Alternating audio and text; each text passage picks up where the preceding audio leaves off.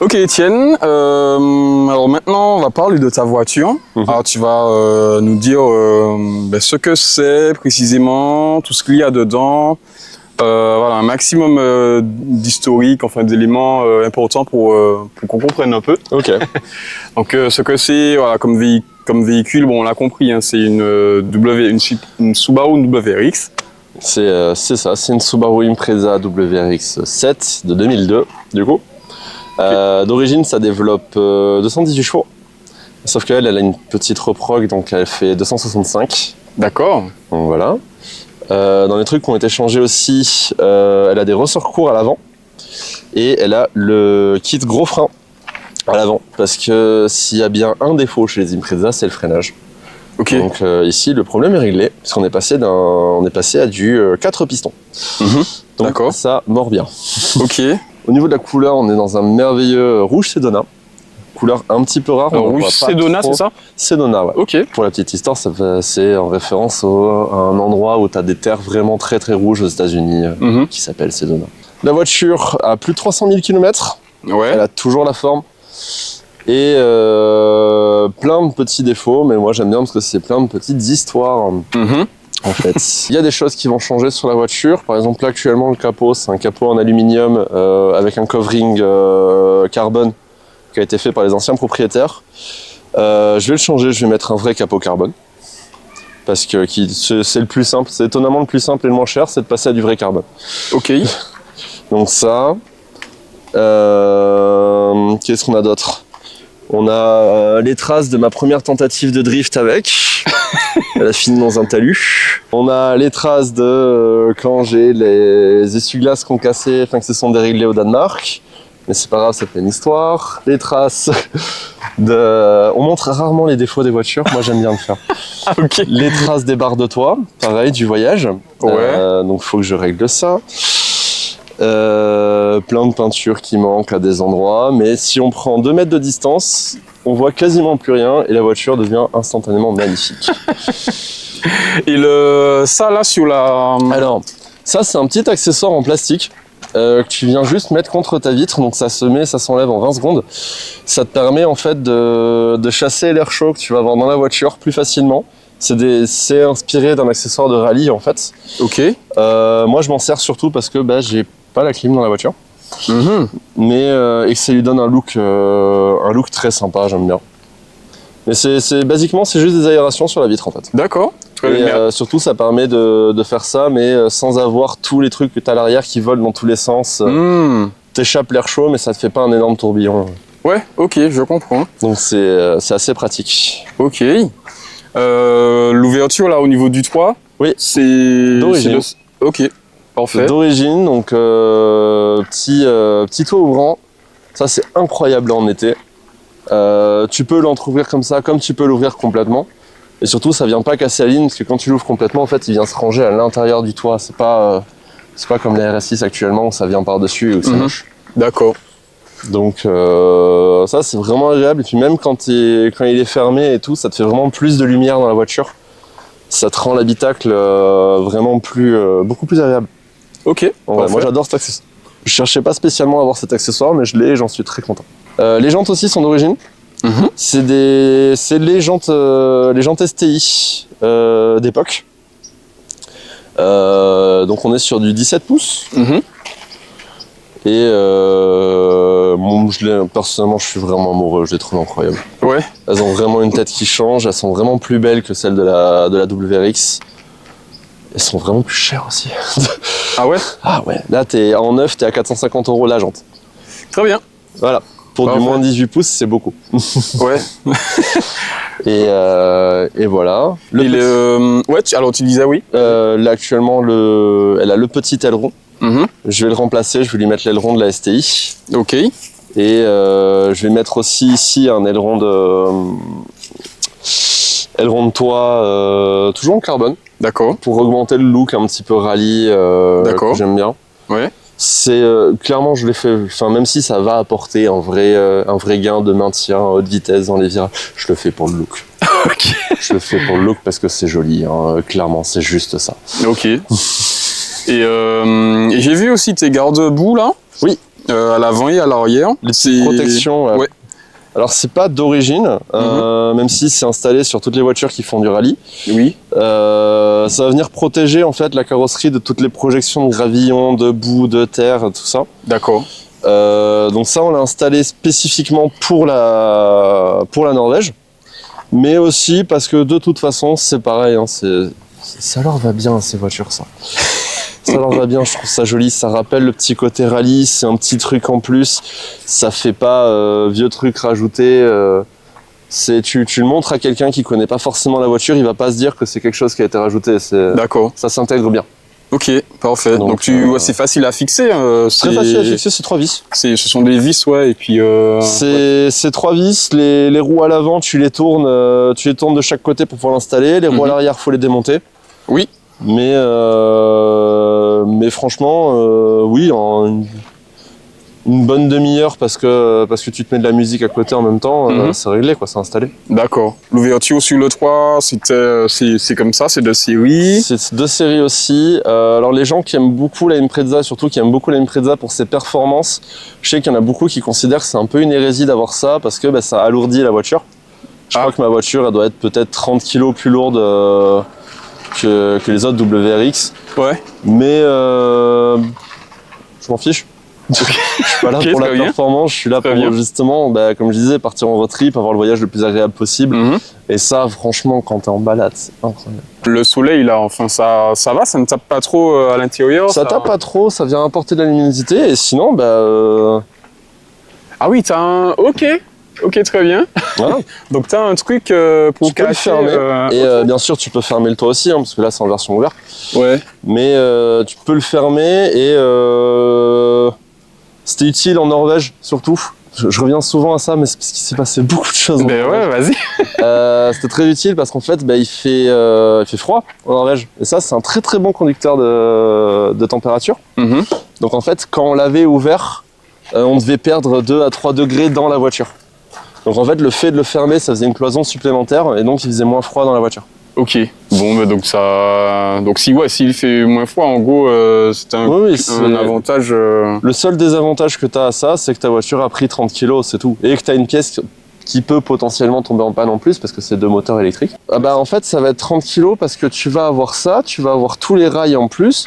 Puis en plus de ça, tu dois faire une armature supplémentaire pour que ton ciel de toit soit un chouïa plus bas pour que ça puisse rentrer à l'intérieur. Ok. En fait, en soi, la pièce doit peut-être peser 1 ou 2 kg. Mais t'as tous les à côté autour qui font qu'au final, ta voiture fait facilement 30 kg de plus. Ok, d'accord. Et aussi en termes de rigidité, t'as un trou dans le toit, donc ta voiture est légèrement moins rigide. Ouais. Mais là, c'est quand t'es vraiment tatillon, que tu peux vraiment faire de la perf. C'est pas des choses qui me concernent. Ok, parfait. Chacun son truc. C'est ça. Très bien. L'intérieur ? Ouais. Je sais pas s'il y avait d'autres choses que tu voulais voir. Yep, non, c'est très bien. Parfait. On est sur un intérieur intégralement d'origine. Ok. Rien qui a été changé. Intégralement, hein. Alors, il y a un truc. D'accord. C'est ça, ou ça en fait, on va installer 2 manomètres ici et ici. Ouais.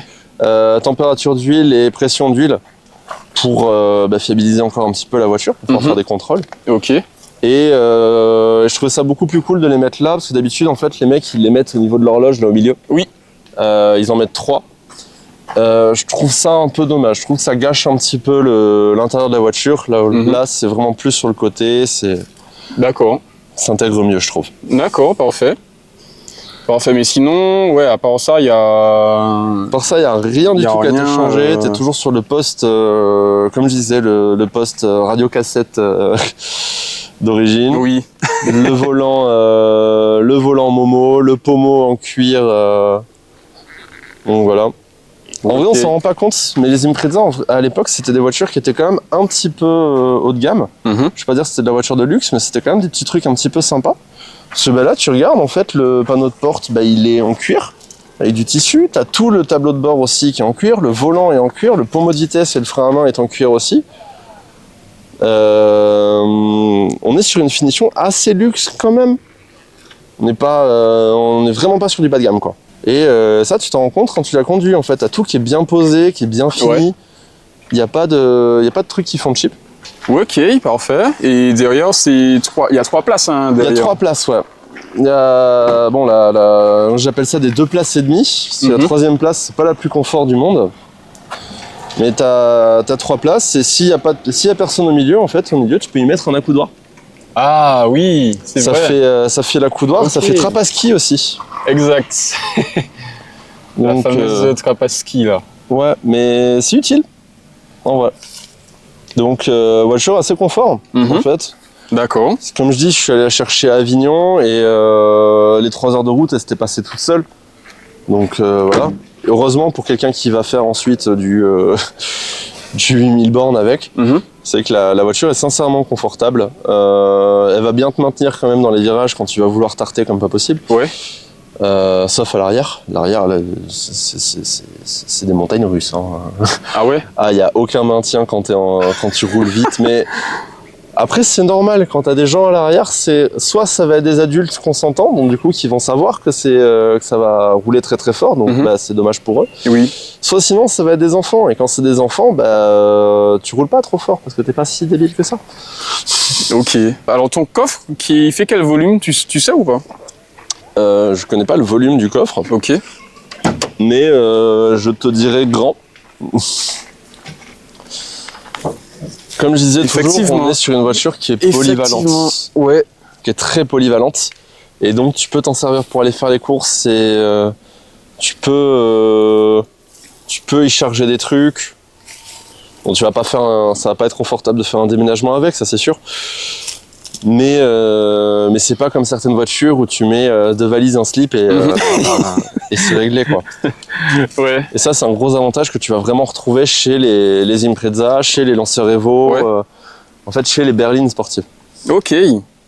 Ouais, parfait. Hop là, c'est si bien. Et alors mécaniquement maintenant, est-ce que tu peux nous montrer Bien sûr. Alors, mécaniquement, nous sommes sur un moteur que j'aime énormément. Le EJ2, si je dis pas de bêtises.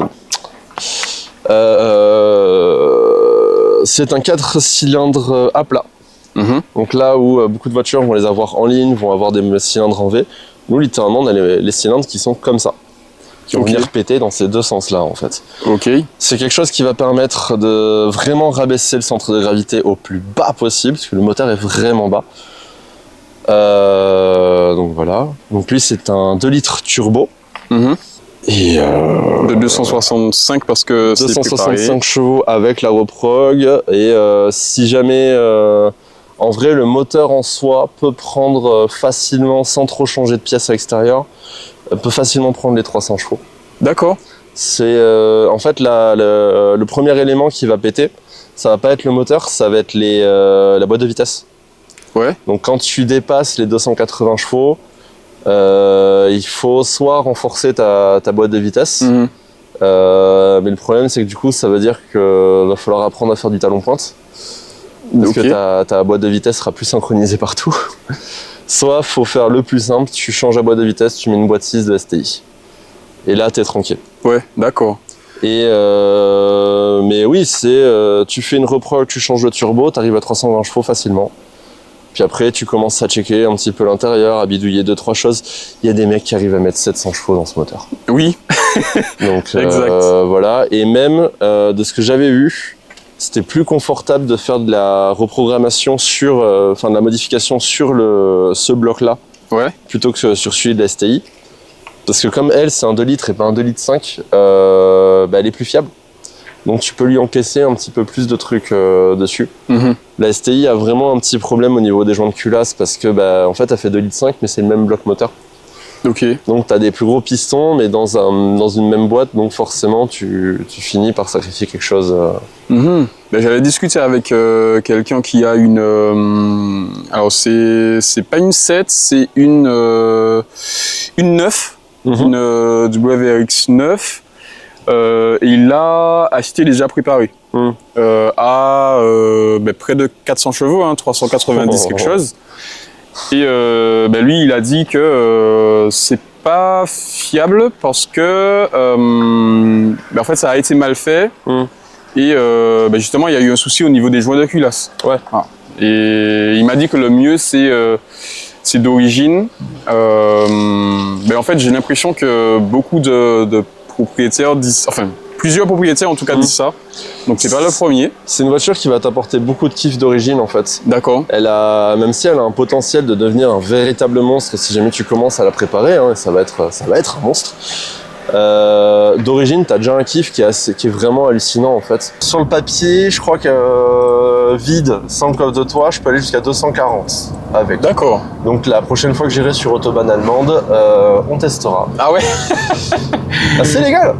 Oui, c'est ça, c'est légal. Et vraiment, la route, c'est incroyable à quel point elle est faite pour. Parce que quand j'étais à 220 avec, j'avais l'impression d'être tranquille à 150 régulateurs, quoi. Ok. Alors que ici, bah.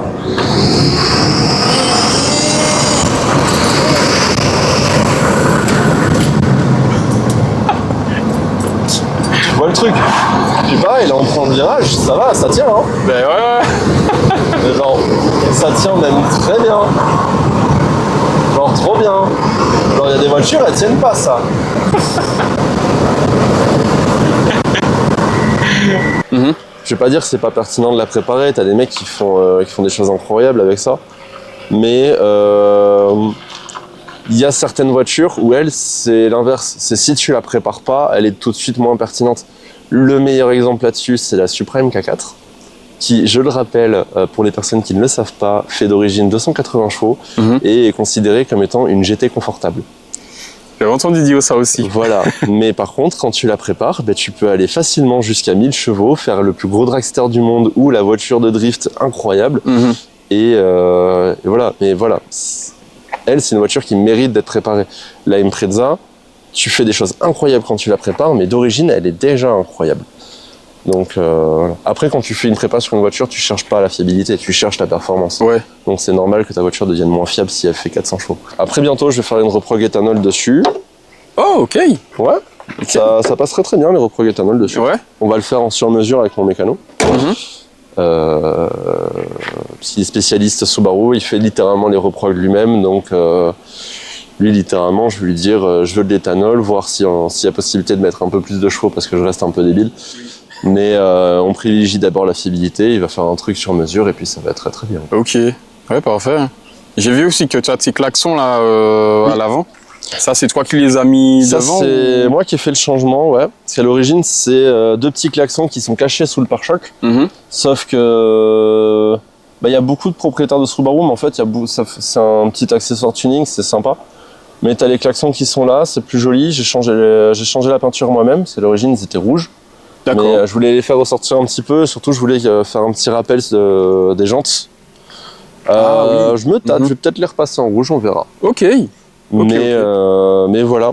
Pareil à l'origine, enfin pas à l'origine, quand je l'avais acheté, les anciens propriétaires, ce qu'ils avaient fait, c'est qu'ils avaient changé la calandre, et ils avaient mis la calandre de la STI, qui est une calandre d'un seul bloc, et qui vient en fait épouser comme ça ici, qui vient un peu plus loin sur le pare-choc. D'accord.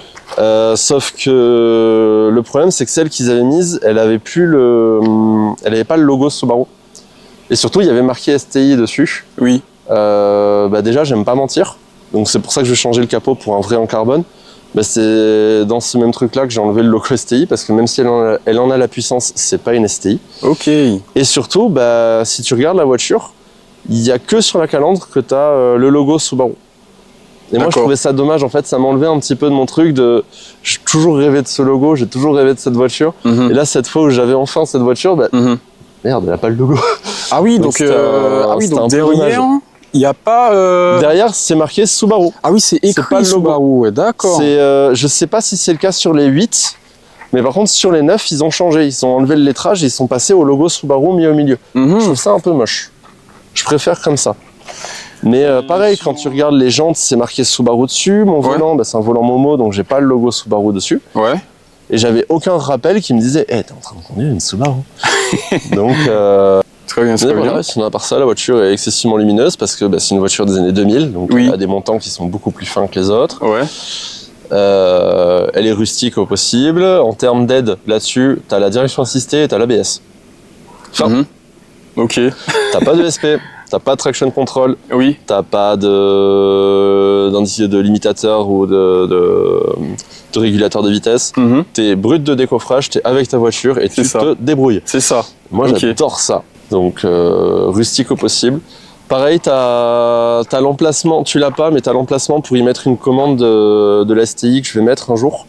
C'est sur la STI, t'as une petite pompe d'eau que tu peux actionner et qui vient en fait directement mettre de l'eau sur l'échangeur. Oui. Ouais. Okay. Donc ça, c'est prévu que je le fasse aussi un jour parce que c'est efficace. Ben ouais. Ok. Mais très bien. Est-ce que tu veux ajouter autre chose? Est-ce qu'il y a des choses que tu penses que tu aurais oublié de mentionner? Pas spécialement. En vrai, la voiture va rester principalement comme ça. Comme j'ai dit, il y a le capot, mais ça se verra que de près, et les ailerons qui vont changer, mais ça donnera pas forcément un look tuning pour une personne qui connaît les Impreza. D'accord. Mais sinon, pour le reste, les 3/4 des défauts qu'elle a, je vais pas forcément les changer parce que c'est des défauts que j'aime bien. Alors, il y en a un que je vais changer, mais c'est quoi? Ah. Alors, je précise avant, elle va bien, il n'y a pas de problème entre elle et moi et tout ça. J'ai pris un vélo un matin en allant au boulot. Ah mince. Voilà, j'étais un petit peu engagé. Elle a déboulé par la droite, elle arrive à Mach 15 et elle m'a foncé dessus. Elle m'a un peu pété la peinture, sachant que c'était dans une aile. Ça fait moins d'1 an que j'ai changé cette aile. Et donc, qu'est-ce qui s'est passé au niveau de l'assurance ou je sais pas? Ah, on n'a pas fait travailler les assurances. Elle a eu un problème sur son vélo, donc du coup, je lui ai directement donné de l'argent pour qu'elle puisse se repayer un vélo. Parce que techniquement, c'est un grillage de priorité à droite, donc c'est de ma faute. Ah. Non, mais c'est pas grave. Ouais, okay. Et elle, ça lui allait très très bien parce que ça allait prendre beaucoup de temps si jamais on commence à voir avec les assurances. Et moi, ça m'allait très très bien parce que les freins qui sont pas d'origine, les assurances, elles aiment pas ça. Ah, ok. Ok. Après, il n'y a pas eu de blessés Non, il n'y a pas eu de blessés et tout. À la base, elle voulait repartir direct. Ah bon? Donc, elle s'est mangé ma voiture, elle a fait désolé, je repars. Et puis après. Ah ouais? Ouais. C'est moi qui lui ai dit attends. Ok. Mais bon, j'en veux pas. Je me balade d'habitude aussi en véhicule électrique, en skate électrique pour aller au travail, donc c'est pas de haine envers les vélos et tout ça. T'as été honnête, c'est bien. Non, bien sûr. Il faut être honnête de toute façon quand elle est. C'est pas. Elle a pas fait exprès là. Mais voilà. Quand j'avais acheté la voiture aussi, je pense que l'ancien propriétaire avait dû insulter quelqu'un. Il y avait un coup de clé. De là à là. Ah ouais? Ouais. Et il était énorme. Donc on a refait la peinture en même temps qu'on avait refait la peinture de cette aide là, on avait refait la peinture de la portière aussi. Donc c'est ces trucs là en fait que j'essaye de revoir parce que ça c'était des problèmes qui me gênaient un petit peu.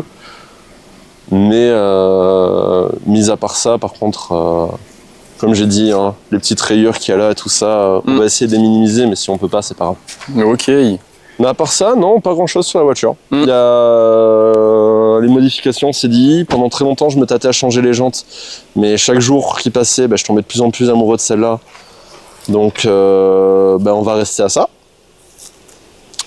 Et aussi parce que j'ai pas le stockage pour avoir une deuxième paire de jantes. D'accord. C'est une vieille voiture vintage. C'est le début de la nostalgie pour beaucoup de personnes. Je compte même plus le nombre de darons en fait qui ont la quarantaine et qui me disent oh j'adorais cette voiture là à l'époque, j'en voulais trop une. Ouais, ok. J'en suis à 2 personnes qui m'ont proposé de me racheter ma voiture. Ah. À qui j'ai dit non. Tu m'étonnes, ouais. Je leur ai littéralement dit même le double de sa valeur ça me ferait chier donc ok. C'est que je suis amoureux de la voiture. Ok. Bon, très bien. Eh ben écoute, ok, si on a fait le tour, ah oui il n'y a pas des caches là normalement? Alors les caches c'est sur la STI t'as des caches. Ouais. D'origine je crois même pas que t'aies ça normalement. D'accord. Moi je les garde comme ça, j'aime bien, ça fait un petit truc un petit peu fluidaire, je sais pas si ça sert réellement à quelque chose mais j'aime bien le look que ça lui fait. En fait un des trucs que j'aime bien sur cette voiture c'est qu'elle a plein de petits détails noirs parce que elle a ça qui est pas de couleur carrosserie, ça qui est pas de couleur carrosserie, ça qui est en noir, le toit ouvrant qui du coup fait pareil beaucoup de noir, elle a énormément de plastiques qui sont présents. Ça je sais que c'est un des premiers trucs que les propriétaires d'Impreza font, c'est passer ça en couleur carrosserie. Le bas de caisse là? Ouais, le bas de caisse. Les jupes latérales, ouais. Mais comme moi j'ai plein de détails en noir, au final ça fait un petit rappel. Donc Donc au final, moi j'aime bien ça. Je suis pas en train de dire que les autres sont moches à garder leur voiture vraiment full couleur carrosserie. Oui, mais tu aimes ta voiture, quoi. Tu aimes telle qu'elle est. Ouais, c'est ça. Et surtout, ça fait plus de détails visuels quand tu la regardes de loin. D'accord. Je trouve ça assez sympa. Ouais, parfait. Hein. Ben, Étienne, ouais, si on a fait le tour là, dans ce cas-là, merci pour la présentation de ta voiture. De rien. On fait un tour ou comment tu le sens? Tour, oui. Ok. Ça fait depuis tout à l'heure que je te parle de ça. Ce serait dommage que je ne sente pas les D'accord. Bon, ben, on va faire un tour. Et puis, on se dit à tout de suite. Hein. Allez. Ah, donc celle-ci, 28 mars 2024, c'est un an, c'est ça? Non, l'achat. Ouais, l'achat, ouais. Ok, et pour ça, c'est le premier anniversaire. C'est le premier anniversaire, et là, la photo, on était au Danemark. On allait justement dans le musée automobile où il y avait la GT40, la F40, la R35 Nismo et tous ces autres trucs. D'accord. Mais quand tu voyages justement, globalement, tu m'as dit que tu roules plutôt tranquillement. Ouais. Parce que voilà, financièrement aussi, ça fait moins d'essence. Financièrement, ça fait moins d'essence. Financièrement, ça fait moins d'amendes. Pour ceux qui ne savaient pas, 15 km/h au-dessus en Hollande, donc aux Pays-Bas, c'est 149 €. C'est quoi l'excès, tu m'as dit? J'étais à 15 km/h au-dessus. 15 km/h, c'est 160 €. Ouais. Donc, moi, je l'ai appris comme ça. Oui. Donc, rouler tranquille, c'est bien. Rouler tranquille, c'est bien aussi, parce qu'à un moment où on tartait un petit peu, on a découvert un nouveau système qui est en test au Danemark de ralentisseur. Ou plutôt que d'avoir un ralentisseur, en fait, c'est une trappe qui s'ouvre quand il y a des voitures qui passent trop vite. D'accord. On a eu très peur. On a eu très peur. Et alors la trappe, elle est censée... littéralement, tu jumps. Enfin, tu jumps, tu vas pas jumper en hauteur, mais c'est genre ça fait un trou. Et tes roues vont passer, bien sûr.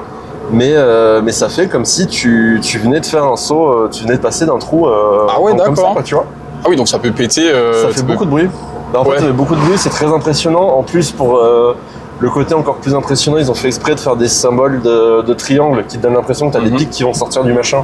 Alors là, tu peux... Alors, à gauche, c'est simple. La route est comme ça, à gauche. Ouais. Mais à droite, sinon, c'est sympa aussi à droite.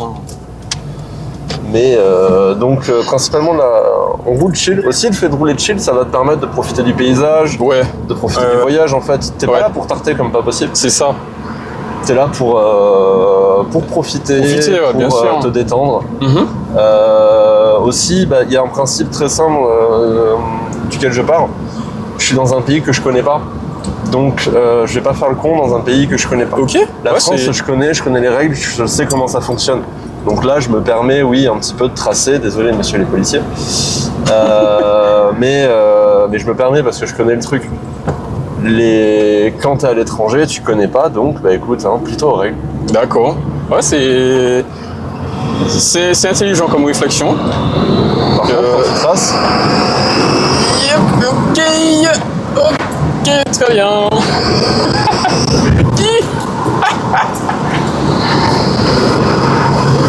Ouais. D'accord.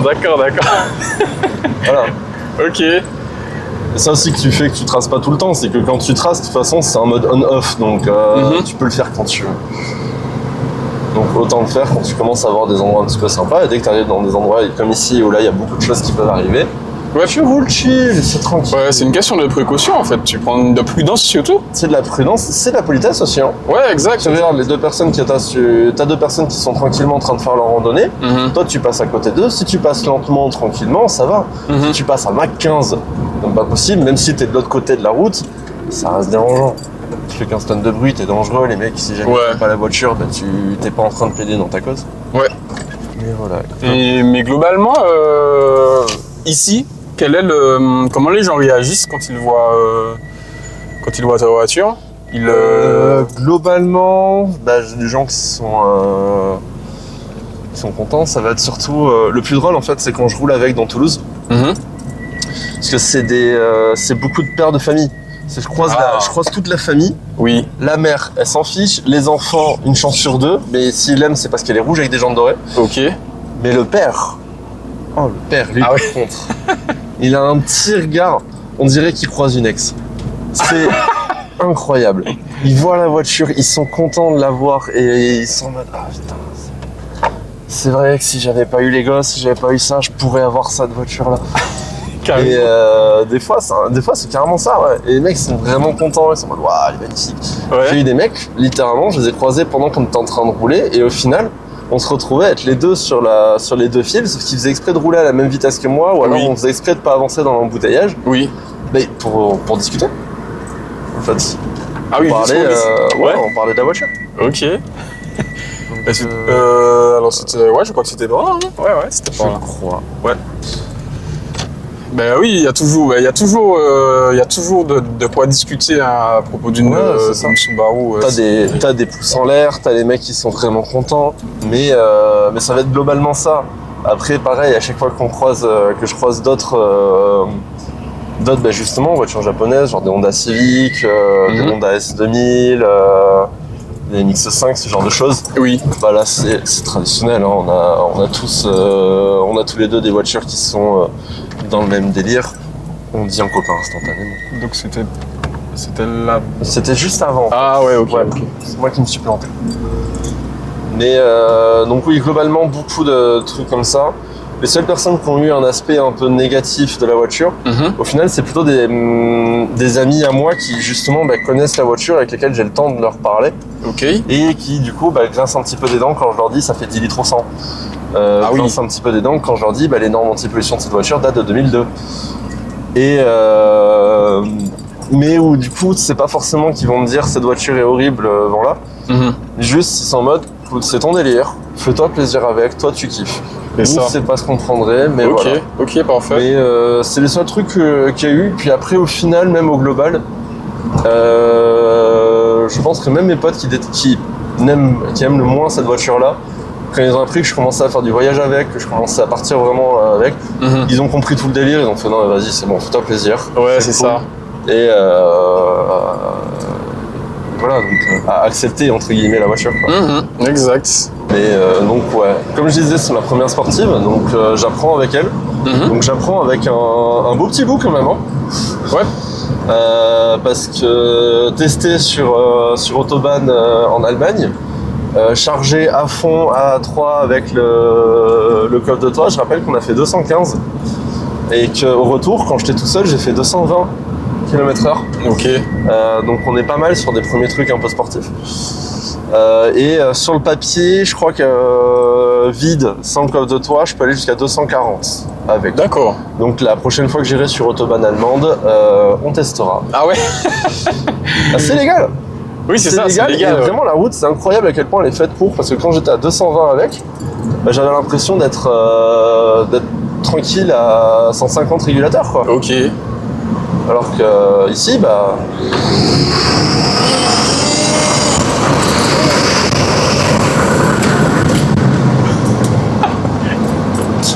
vois le truc. Puis pareil, là on prend le virage, ça va, ça tient, hein. Ben ouais. Mais genre, ça tient même très bien. Genre trop bien. Genre il y a des voitures, elles tiennent pas ça.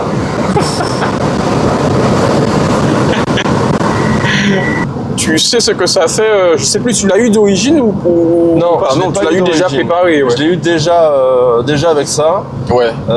Après, avec mon mécano, on a fait de la fiabilisation dessus. Il y a peut-être un catalyseur qui s'est perdu dans l'histoire, d'où le gros bruit de sifflement quand le turbo commence à charger. D'accord. Effectivement, je l'entendais. Ah, on l'entend très bien. Entendu, ouais. Et mais pour l'instant, pas plus. D'accord. Et comme je dis, après, il y aura la reprog éthanol. Mais le projet, c'est toujours de rester sur de la fiabilité plus que sur de la puissance. D'accord. Mais aussi sur des trucs qui me font kiffer. Donc, très certainement qu'il y aura la sacro-sainte dump valve, histoire d'entendre le petit psh à chaque fin d'accélération. Yep. La petite décharge de turbo, parce que ça, c'est assez incroyable. C'est assez iconique, surtout de l'Impreza, quoi. Oui.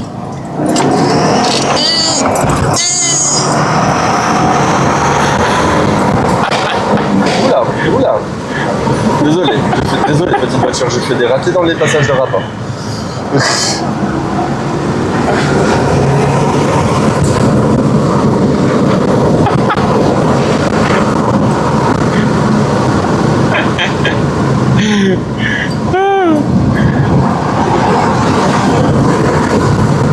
ça pousse bien. Hein. Ouais, ça marche. Hein. Donc très content de cet achat.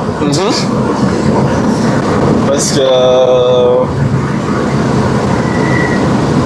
bah voilà quoi, t'es puissant, ça arrache, tu sens tout. C'est collé au parquet comme pas possible. Ça tient bien la route, ouais, voilà. Et là encore, elle est très très mal montée en termes de ouais, c'était là. Ah, mince, Mais tu pourras tourner un peu plus loin. Ben, là, je passe. Alors ici, non. Ouais, là, je peux faire demi-tour ici. Ouais. Après, là, par exemple, elle est très très mal montée en termes de pneus parce qu'elle a toujours les pneus neige qu'on a mis du road trip. D'accord. Donc voilà, pneu qui était assez incroyable justement sur la neige parce que bah, comme je disais, hein, quand j'ai essayé de faire des donuts avec la voiture, bah, elle grippait trop. Ok. Elle avait littéralement trop de grippe sur de la neige. Sur un lac gelé. Trop de grippe. Trop de grippe.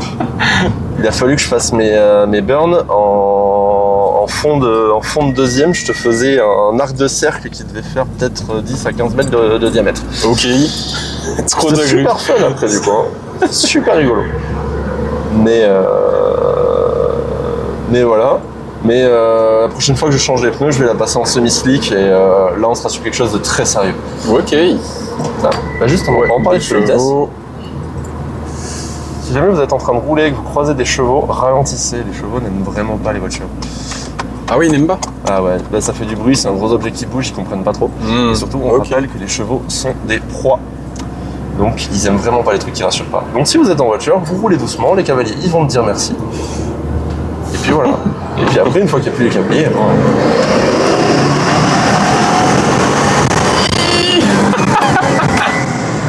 52.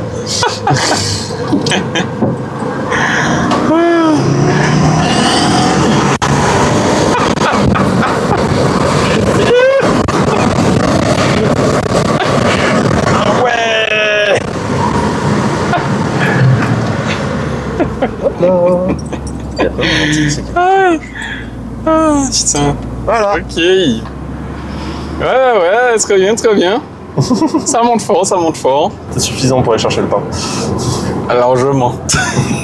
Eh ben très bien. Ben écoute, merci hein, pour ce tour, pour ces impressions. Il n'y a pas de quoi. Et merci d'ailleurs pour d'être venu. Tu as un concept avec ta voiture de sport, tu voyages avec et j'ai trouvé ça très intéressant. Le but c'est de voyager avec, c'est de mettre plutôt une ambiance, comme je disais, assez... Alors malgré le fait qu'elle tarte comme pas possible et j'adore faire ça, c'est d'avoir une ambiance assez chill et vraiment en fait c'est tranquille. Parce que tout le monde le sait qu'une Impreza ça trace, que c'est efficace et que c'est un bonheur. Mais tout le monde ne sait pas que ça marche excessivement bien pour faire des road trips, que ça peut voyager, que ça passe très très bien sur un ferry pour aller de fjord en fjord, et que là la prochaine étape c'est de tester comment ça se débrouille sur des routes où on roule dans l'autre sens. Ah. Et ouais, ça va être un spectacle, ça va être sympa. Hein. L'année prochaine, c'est ça? L'été prochain. Ouais. L'été prochain, ouais. Ok. Bah écoute Étienne, merci beaucoup, merci hein, d'être passé. Et puis pour tes projets futurs, hein, que ce soit sur ta voiture ou pour tes prochains voyages, je te souhaite que du bon, que du bonheur, concrétise tes projets et voilà, fais-toi plaisir. Hein. Merci. Ok, merci beaucoup d'avoir regardé la vidéo. Comme je dis toujours, laissez des commentaires si vous avez des commentaires à laisser, des questions. Et puis abonnez-vous à la chaîne, aimez la vidéo si le contenu vous plaît. En attendant, je vous dis en lot de soleil et puis à bientôt.